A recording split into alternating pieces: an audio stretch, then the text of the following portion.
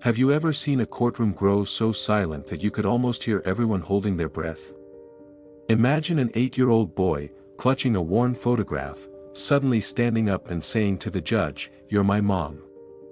Those 4 words drop like a bombshell, revealing a hidden past that stuns everyone present.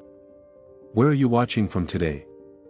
Let us know in the comments below, because this story is about to take you on a journey through heartbreak, determination, and a bond between mother and child that refused to be broken. Welcome to Motivation for Success, the channel where we bring you powerful stories that prove the human spirit can overcome even the darkest trials. If you haven't subscribed yet, hit that subscribe button and turn on notifications so you don't miss out on any of our future episodes. Now, let's dive in and see how an unspoken truth uncovered a massive conspiracy, and how one small voice in a silent courtroom sparked a miracle no one saw coming. Judge Eva Johnson had built her reputation over 10 years of ruling on child welfare cases. Known for a razor-sharp legal mind and an unwavering commitment to protecting children, she rarely let emotion cloud her decisions. But on this particular morning, an unexpected turn of events threatened to upend her entire world.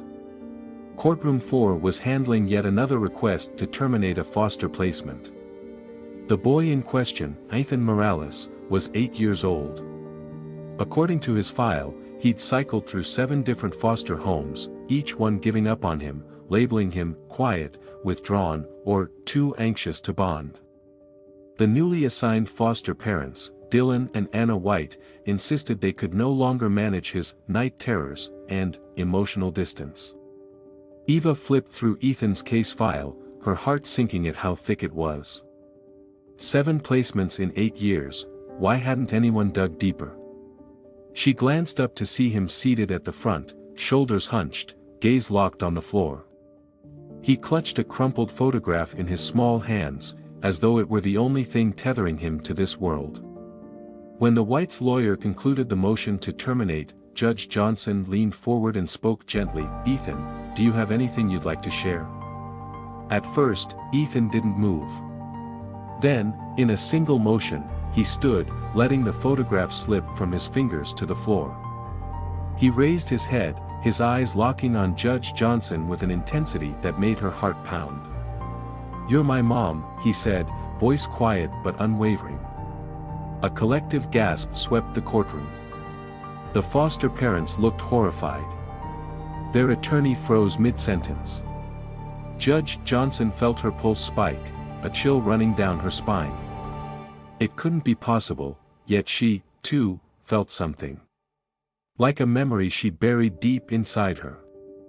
8 years earlier, she'd been told her newborn hadn't survived a difficult birth at Marigold Medical Center. And now this child, the same age her lost baby would have been, was looking right at her with a gaze full of conviction. Judge Johnson called an immediate recess, retreating to her chambers with trembling hands. She shut the door, slumped into her chair, and exhaled a shaky breath. From her bottom drawer, she pulled out a small box containing the few relics of the baby she'd been told died, a hospital wristband, a tiny knitted cap, and a death certificate she had signed while half-sedated after an emergency C-section. Moments later, there was a soft knock. Katen Gwynn, the social worker assigned to Ethan's case, entered. "Judge, are you all right?" she asked gently. Eva cleared her throat. "Not exactly. But I need to see him, alone." Within minutes, Ethan came in, still gripping that photograph. Kate closed the door behind him, staying close by in case he needed reassurance. When Eva held out her hand, Ethan carefully gave her the photo. She nearly lost her composure when she saw it, a much younger version of herself, in a hospital gown, visibly pregnant and smiling weakly into the camera. The handwriting on the back read, "Your real mom." "Who gave you this photo?" Eva asked, voice unsteady. "A nurse named Laura," Ethan said quietly. "She told me to keep it safe and never forget." Eva's mind spun. In her own memory, the doctors had insisted she not see her baby, claiming it was too distressing. She recalled a cloud of grief, sedation, and endless forms. Was it all a lie? Eva contacted a private investigator she trusted, Mark Thomas, to dig into Marigold Medical Center's old records. Meanwhile, Kate and Gwyn scoured Ethan's child welfare files for any clue of his birth family. The earliest reference was to a now-defunct agency called Bright Horizons, which had turned Ethan over to the foster system with almost no official paperwork. As the days passed, Mark Thomas uncovered suspicious patterns at Marigold Medical Center, multiple stillbirth certificates lacking medical details, staff members accepting large sums of money, references to unauthorized adoption placements. One name surfaced repeatedly, Dr. Marcus Powell, then head of obstetrics. He had been rumored to have ties to private adoption agencies. A swirl of emotions enveloped Eva. Could her child have been declared dead but secretly handed over to an adoption ring? She remembered the frantic moments leading up to her C-section, the doctor's urgency, the signing of documents she could barely read through her tears. Kate, reviewing Ethan's records, grimaced. He's been in the system from infancy, all traceable back to Bright Horizons. But there's no official birth certificate. No mention of a biological mother, except vague remarks like, "mother not in the picture." It's almost as if someone systematically erased all evidence of his origins. Eva insisted on an immediate DNA test. Meanwhile, the judge had a fierce debate with the Child Welfare Department about where Ethan should stay. Dylan and Anna White wanted him gone, citing his unmanageable behavior. But Eva refused to send him to another sterile group home. "I'll take responsibility," she said firmly. "He'll stay with me, under Kate's supervision, until we know for sure." Kate agreed, though the arrangement was highly unusual, a sitting judge fostering a child from her own courtroom. But the circumstances were extraordinary. Soon, Ethan settled into Eva's small guest room. He remained guarded at first, rarely speaking, clutching that photograph as though it were his last piece of hope. One night, Eva awoke to his screams. She rushed into his room, finding him huddled in the corner. She knelt beside him, pulling him into her arms. "You're safe here," she whispered. Through ragged sobs, he revealed bits of memory, dark basements in certain foster homes, locked closets, punishments whenever he mentioned the woman in the photo. Eva's chest tightened with grief and anger. This child had endured unimaginable neglect, and if he truly was her son, the injustice stretched beyond words. The preliminary DNA results arrived on a stormy afternoon. Eva's hands trembled as she opened the envelope. 99.9% match. Ethan really was her biological child. The official proof felt surreal. She sank to the living room floor, tears slipping down her cheeks. Ethan looked up at her, eyes wide. "What does it say?" Eva showed him, gently explaining that science had confirmed what his heart had been trying to tell them both. He stared, uncertain, then asked in a trembling voice, "So why did they say you were gone?" Unable to hold back any longer, Eva wrapped her arms around him.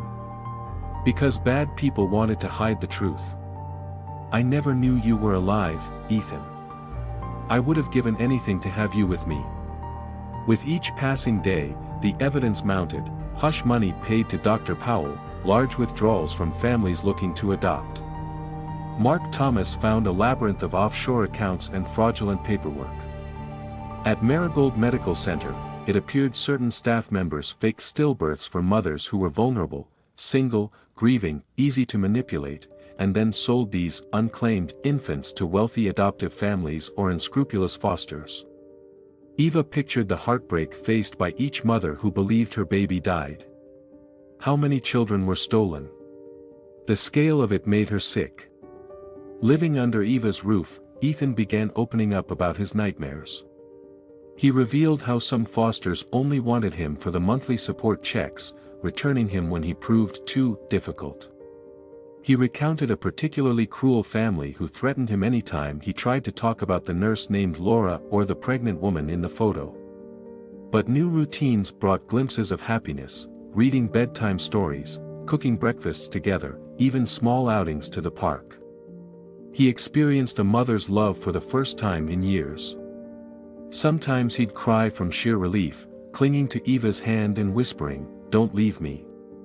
Eva realized they both needed therapy, Ethan to heal from years of betrayal, and she to address her guilt for not questioning that original death certificate. Kate arranged professional counseling sessions, guiding them toward trust and understanding. In one poignant moment, Eva found herself humming the lullaby she used to sing while pregnant. To her astonishment, Ethan hummed along as if he recognized the tune from a time before memory. The deeper Mark Thomas dug, the uglier the situation became. Dr. Marcus Powell had systematically trafficked newborns for years, forging death certificates with the help of complicit hospital staff. A shady adoption agency, Bright Horizons, profited by placing these abandoned or surrendered babies into the foster system or directly with paying clients. When a child didn't fit the bill, they got shuffled around like merchandise. Armed with a mountain of evidence, bank statements, altered hospital logs, testimonies from ex-staff, Eva and Mark coordinated with law enforcement. Nurse Laura Brown, the one who had slipped Ethan that photograph, also came forward to testify. She described how Dr. Powell had threatened any staff member who objected, pressuring them to keep silent. Once the case hit the media, the public was horrified. News headlines screamed about the "stolen babies" scandal, fueling a massive investigation that spread beyond Marigold Medical Center to other hospitals with suspicious records. Eva stepped down from presiding over any child welfare cases to avoid a conflict of interest. Her sole priority now was to protect Ethan and cooperate as a key witness in the unfolding investigation. When Dr. Marcus Powell and several associates were finally indicted, it triggered a media storm. Mothers from across the region emerged with heartbreaking accounts of being told their newborns had died. Some families discovered their child was still alive but had grown up in abusive foster situations. Others uncovered irregular adoption documents linking back to Dr. Powell or Bright Horizons. Ethan's story became a central part of the prosecution. Although only 8, he provided a recorded testimony in a child-friendly environment. He recounted how foster parents punished him for talking about his real mom, and how the photograph was his lifeline. Hearing his small voice describe nights locked in a dark basement or denied basic care moved even hardened court officials to tears. Eva also took the stand, describing the day she'd lost consciousness after an emergency C-section and woken to staff claiming her baby hadn't survived. She remembered the sympathetic nurse who urged her not to view the body, saying it would be too traumatic.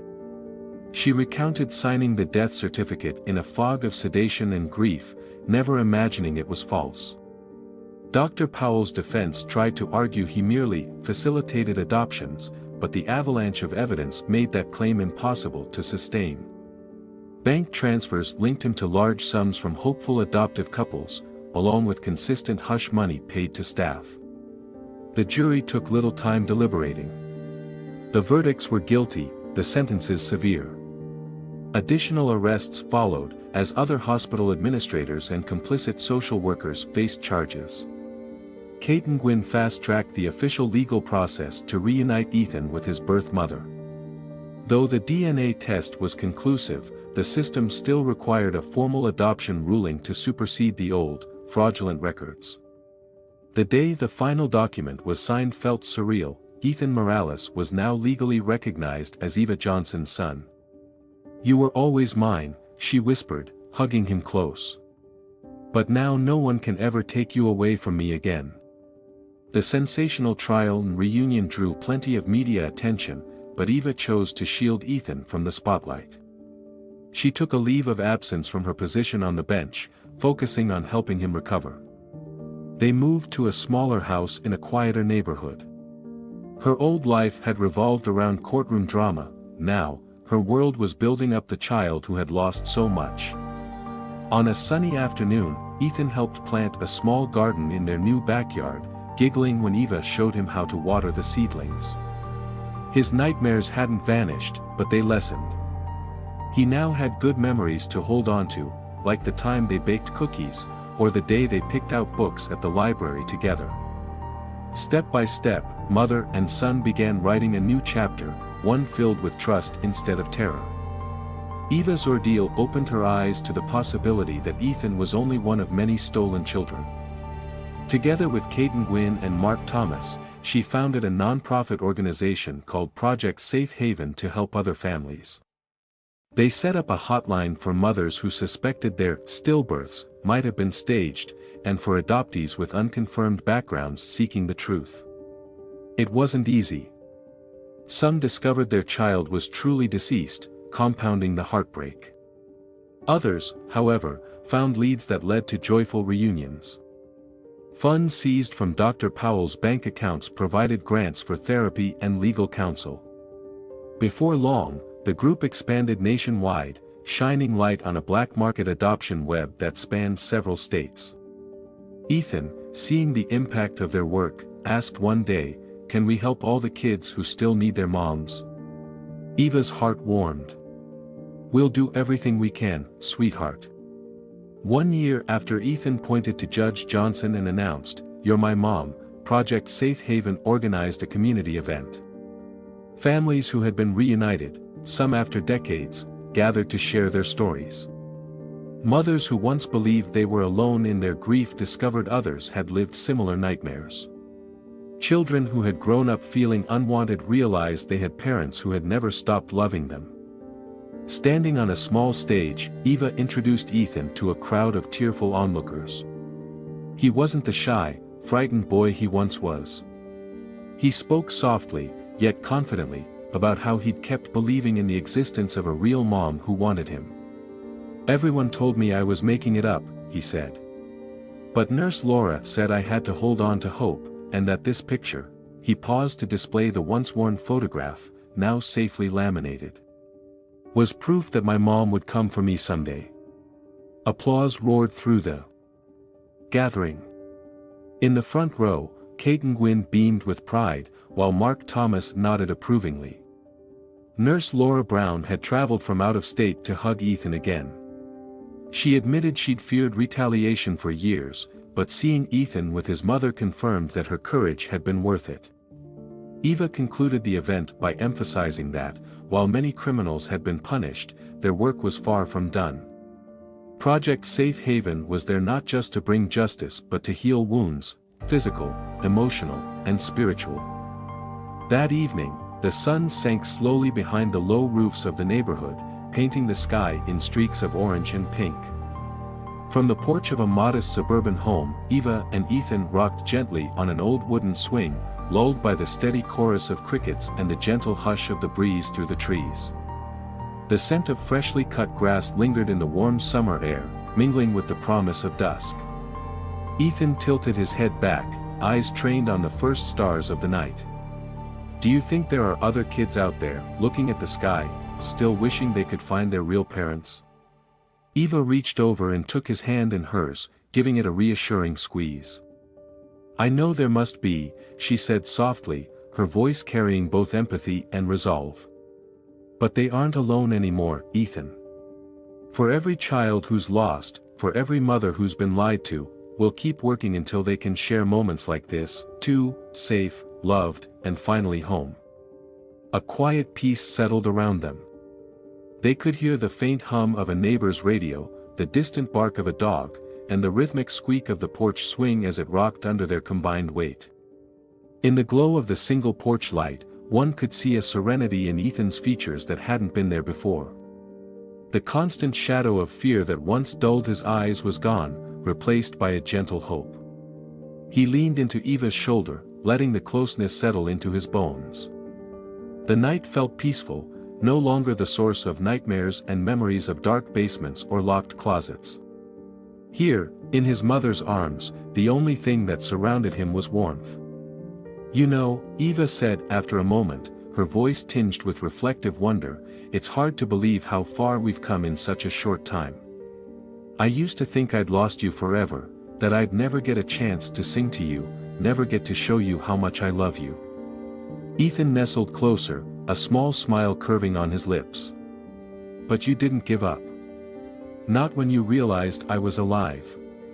Eva sighed softly, a mixture of relief and lingering heartache. And you never gave up on believing I was out there. Maybe we were both keeping the faith, even when everything looked impossible. In another life, perhaps, their reunion might have been overshadowed by a grand finale in some crowded courtroom. But as they rocked on the swing, it was clear that real healing often comes in the quiet, everyday moments, sharing laughter over dinner, picking out library books side by side, or simply watching dusk slip into night. They stayed that way, mother and son wrapped in a hush of gratitude, letting the crickets and the evening breeze carry them into a gentle peace. There was no need for a dramatic confrontation now, the battle had already been won by the simple, unbreakable power of love. The flickering porch light illuminated two silhouettes leaning into each other, a living testament to the truth that no conspiracy, no distance, and no amount of lost time can fully sever the bond between a parent and child meant to be together. Eventually, Ethan's eyelids fluttered, and he stifled a drowsy yawn. Eva pressed a light kiss to the top of his head, feeling a swell of promise for the future. Their journey wasn't over, there were still other children and families needing the same hope and justice they'd found. But for tonight, at least, they could rest in each other's company, knowing that the darkness they once feared had finally yielded to a brighter, kinder horizon. If this story has stirred your heart, please let us know where you're watching from and what touched you the most. Your engagement helps us share more stories of resilience and healing. If you haven't already, subscribe to Motivation for Success. We bring you stories that remind us we're stronger than the obstacles placed in our path. And remember, often, it only takes one small voice, one act of quiet bravery, to pierce the silence of an entire courtroom, altering countless lives in the process. Never underestimate the power of truth, nor the love that binds a parent to a child. It can endure injustice, deception, and years of separation, only to come roaring back stronger than ever, ready to heal, ready to triumph, ready to shine. We'll see you in the next video. Stay hopeful, stay courageous, and never stop believing in the miracles that can emerge from the darkest moments.